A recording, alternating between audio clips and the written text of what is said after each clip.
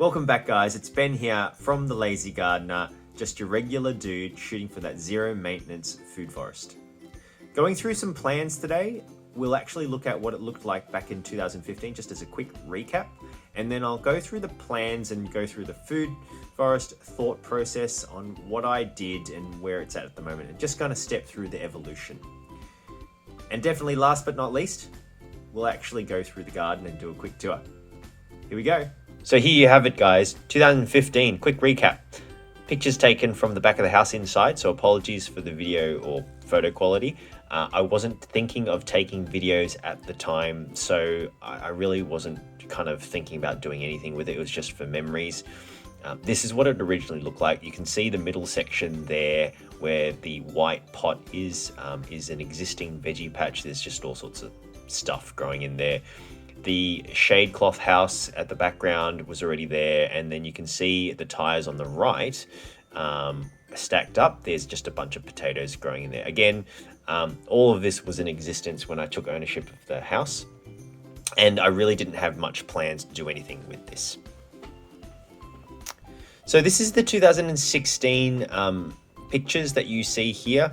I decided, obviously not knowing really what I wanted to do, that as a kid I really loved the fact that we had a lemon tree, and kind of as an even younger chap I actually used to pluck kumquats off my parents' tree back at the family home, and I really enjoyed that. I mean, it's now that I've grown up a little bit more, I tend to actually really like, say, lemon sorbets and that kind of that citrusy, tangy kind of taste.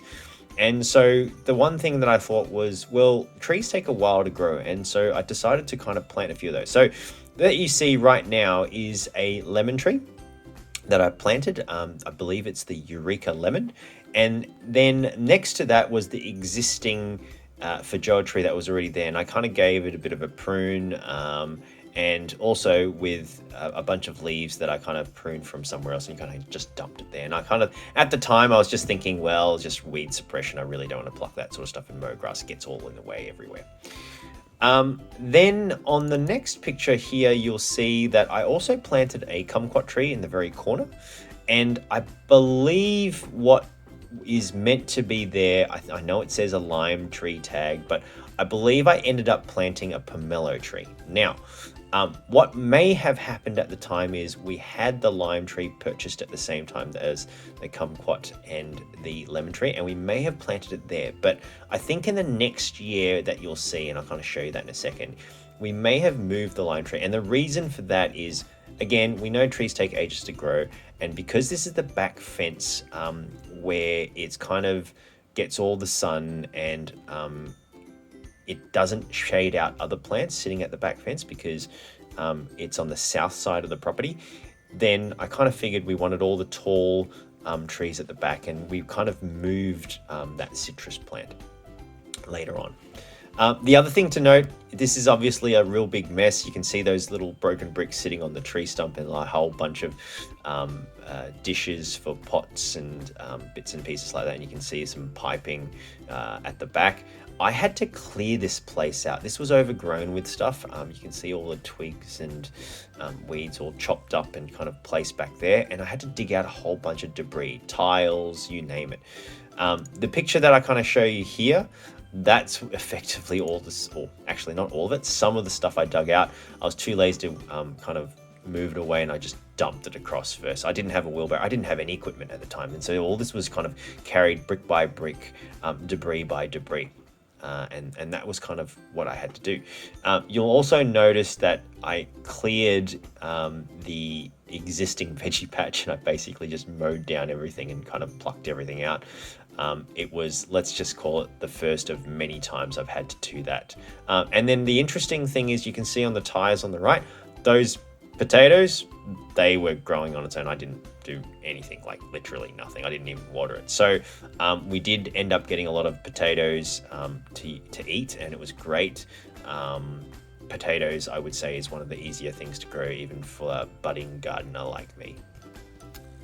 And last but definitely not least, you saw the little kind of broken bricks displayed out on the lawn. This is the kind of good bricks that I plucked out that were still kind of whole. I would love to reuse these. They're kind of matching the house as well, as you can see. And these were all the good ones essentially. So as I said, there was a lot of stuff buried out there. And then the background that you kind of see there, that is kind of a whole bunch of shrubbery up against the wall. I didn't really like that. Look, there's a lot of stuff growing around just randomly, and I don't know what all the different plants are. And to be honest, around a home, I generally believe that you probably don't want to grow too much kind of butting up against the house. There's a lot of moisture retention. You can't walk around, kind of check out the house for maintenance purposes and all that sort of stuff. So I dug it all out thinking that I was going to actually kind of fix it all. But obviously that was like one of many more times to come. All right, this is 2017. As I said, the pomelo in the left side, I believe, got swapped in and replaced the lime tree. The lime tree's still around, guys. The lime tree got put on the other side of the shed because it basically was a shorter bush, and I figured you put the taller ones in at the back.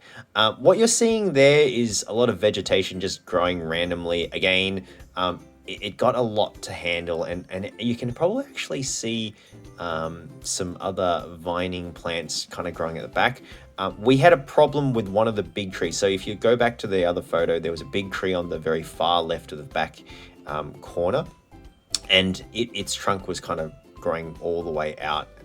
And so to kind of keep a single main stem that was pretty much straight, we had an arborist come through and kind of chop it up. Now, we didn't waste any of the material. As you can see here, a lot of it is actually mulched up, and we kind of pushed it all back into these sort of places thinking A, it'll help the soil, and B, it'll kind of suppress the weeds and kind of leave it there out of the way for a little while to go.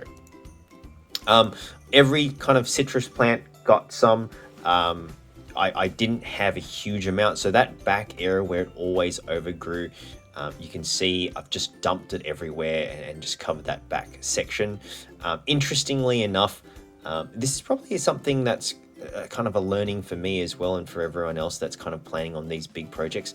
Like, setting up is great, guys, but don't neglect the kind of fun side of things. Like, if you've got a veggie patch that it's not used, and you've got bits and pieces that aren't kind of where you want it to be, but you kind of want to get started, like, the fun stuff is also growing stuff. So you can see at the bottom left, I believe that one is a pumpkin plant, and we just kind of had a bit of fun, right? Like, we grew some winter melon and some pumpkins, and just let have it, right? And it just sprawled around the garden while we did other things. And it was pretty hardy plant. You just had to water it, and that was pretty much it. So look, the lemon tree there, as you can see, is still growing. Just dumped a whole bunch of mulch around, and that was kind of the beginning of where I started kind of thinking, well, if I can kind of do that for the back fence. I don't really like all this lime, and you can see it's probably all pretty scruffy, and I don't really take care of it. Like, lawn to me is not that exciting. And so if you look at all this area, I mean, it's just a big blank slate, and all I really did was try and kind of keep it maintained and mow it. And you can see around the shed here, it's all just growing out of control around the bricks, and it's just in your face, and I don't really get any enjoyment out of it, and I don't get a lot of benefit out of it. So this is where I started thinking, well, why don't I just keep using that kind of idea at the back? And I started looking into it and doing a lot of research. You can see the garden bed, once everything had kind of started dying back, and I think this would have been going towards autumn, or end of autumn and winter, I started doing a lot of maintenance and pulling out a lot of the old branches and twigs and kind of just piling it into the veggie patch, thinking, I'll just keep building stuff, or organic material and carbon material, in that middle section. So yeah, there you have it, 2017, guys. So, as I said, definitely want to have some fun with that garden, guys. In 2018, I started planting a whole bunch of other stuff, and I think this is kind of where the gardening bug bit me, and I kind of really enjoyed seeing things grow. You can see some a different type of lettuce. I can't remember, the name escapes me, in the middle, kind of that big stalk, and you can kind of keep eating the leaves off it, and when the stalk grows, that middle stem is really cool. Spring onion on that kind of left middle-ish at the bottom. Just a whole bunch of that growing around. And then there were some beans as well. I think they were snake beans in the middle. We grew some of that. Again, just kind of really mucking around. I had no idea. A lot of those sticks and canes were kind of just around the garden, just staking everything up of whatever I could get my hands on. Just for the record, guys, there's a lot of stuff I do on my own in the garden, but I also have a lot of help from my dad, who comes around when he can spare the time, and basically helps out when I ask him to as well. So thanks, Dad, for definitely all your help and continuing efforts. But yeah, essentially, this is just a really good picture of kind of how it's started to take shape. You can see at the back section, as I said, I dug out a lot of debris. And so what you're seeing there is essentially this, a patch of sunflowers. And the reason I kind of planted them was kind of twofold. One, I didn't have a lot of flowers in this section. There was a lot of different, bits and pieces growing. The citrus trees and the citrus tree, the kumquat tree was struggling a little bit. I wasn't sure why. I suspect it was sitting a bit more in the shade, but the idea of the sunflowers were beneficial insects. The second idea that I had was because the soil had all this debris in it, I didn't know what else they were burying, to be quite honest. I mean, to be fair, there was a whole bunch of sand as well, and I had to mix it all up again. My understanding is sunflowers is a really good thing they plant in the soil to clean the soil up. Now, I mean, I was a little bit skeptical. I like the idea of sunflowers anyway, and so I planted a whole bunch of them. Again, a little bit of fun. And then here's probably just a close-up. This is the biggest sunflower I've ever seen. And again, you can see a little bee that's kind of rolling around in it. Proves the point. The pollen on the sunflowers are superior in most flowers. I just kind of see it rolling around, and happened a couple times. So I took a picture of it. This was one of the biggest sunflowers we had, and I'd definitely be looking to do that in the garden again. All right, we're going to switch gears a little bit. I'm going to show you a picture I drew. It wasn't the first one. I'd already started thinking about this. I think this picture came into fruition around 2019. As you can see, I had all these grand plans, and I was thinking about it, and I knew that there was a whole bunch of trees at the back, and I wanted a kumquat tree, and I wanted an avocado, and I started Googling everywhere on, what are all the different things I like to eat? And so I kind of started planning out the backyard. Now, a couple things. On the bottom section of this kind of bird's eye view map of the garden is the north side, and of the top area at the back where the feijoa tree, lemon tree and pomelo tree is, that's the south side. Now, being in the southern hemisphere, the sun basically shines from the bottom and hits the back fence at the top. And so when you're planning out your garden, you really want to pay attention to where the sun hits. And so obviously the vegetable patch and the raised garden beds and all that sort of stuff, where you're growing all your vegetables and produce year in, year out, and the perennials and kind of all the leafy greens and stuff, that's obviously going to get the most sun sitting kind of towards the back in the middle. The house kind of starts where that black line is on the right. So where I've kind of drawn that dwarf avocado circle, that kind of gets a bit more shady and doesn't get anywhere near as much sun. The other thing that's probably worth noting is I've tried to plant the trees that are a little bit taller away from that middle section as best as I can. Like, I wanted to simulate a food forest, so you want it as integrated as possible, but I kind of started thinking, well, let's just plant it around the side and figure out how I'm going to do the middle a bit later on. And so you see the dwarf mulberry plant, the loquat, and the Fuyu persimmon tree on the left side and bottom left. This is kind of what I had in mind. Now, dimensions of the backyard. Look, not by any kind of exact measurement. I didn't get like a tape measure and kind of measure the whole thing, but best of my knowledge, it's roughly 15 meters by 17 or 18 meters. All right. So that's the space I'm working with. My house is not super huge or anything like that. It's just that I've left a lot more room because it is an older house, and back then, in the I think around the 1950s or 1940s, houses were a lot smaller than what they are today. And so I was lucky enough, I guess. Living quarters were perfectly fine and more than enough room for myself, and the backyard was quite sizable, so I got to play around with it. So I count myself as pretty lucky getting a kind of a fixer-upper, if you will.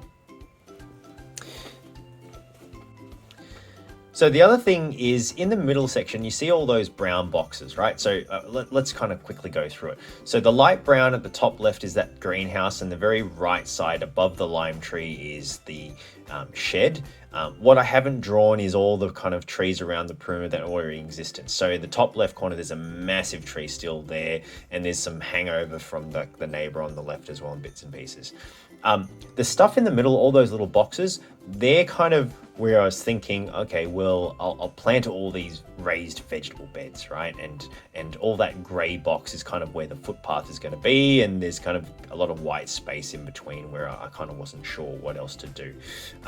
The circles that you kind of see where I have no labels, that's just kind of thinking, well, maybe I'll have a little bit of a shrub and all that sort of stuff.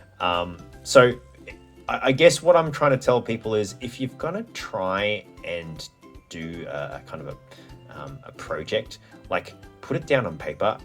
The plan is always going to be an evolving plan. And what I think, and I'm no different to a lot of people who kind of have these grand visions, and you draw all out and you think everything's perfect. But the reality is this, in my experience in doing anything, right, it's better to start out with your goals, plonk down what you think you like to do, and look, from a gardening perspective, grow the things you like to eat. Don't worry about all the, you must have this and you must have this plant and it must work with this. And everyone's house and space is going to be a little bit different.